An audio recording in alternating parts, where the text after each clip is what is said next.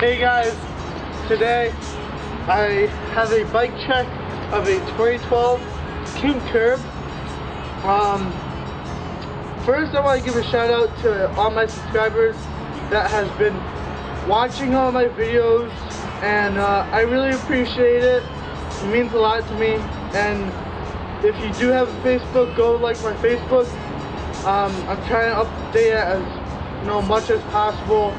I do have a computer that is crashed at home, so it's kind of hard, but thank you. I'm going to start off right at the front. Odyssey has a light purple rim. I believe I paid about $60. Definitely worth it. Good structure, long lasting, adds light. Lace to stock hub, which I don't mind. Stock tires, I need a new one. This one's just about done. Stock forks, they're actually pretty strong. I like them. Stock stem, I just ordered a new stem, it's on its way. I believe it's nitro, or whatever they're called. Stock bars, I believe 7.25 bars. Pink long neck ODI grips. Definitely a must-have kind of grip. They feel soft because they're not hard with designs or anything. I love them. ODI bar ends, black on the end.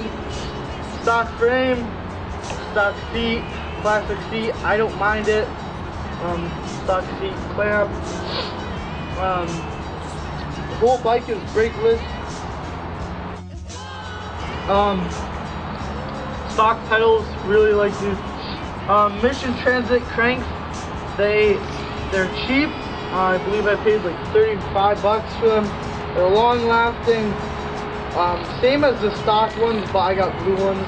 My stock ones actually did break after a while, but I like them. They last long enough for me. Stock sprocket, stock chain. Odyssey back tire. I honestly forgot what the tire is, but Odyssey, love it. I've had this tire for almost a year now, ever since I pretty much got the bike. Long lasting. Laced to, and stock rim, which is now bent, and I am buying another Odyssey has light.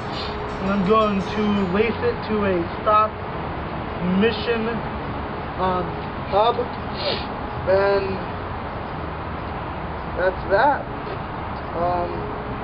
Like I said, brakeless, so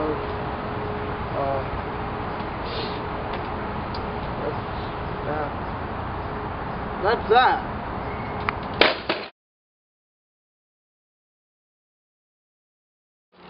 Hey guys, today I have a 2012 Kink curb, and this is DJSM1 transit crank.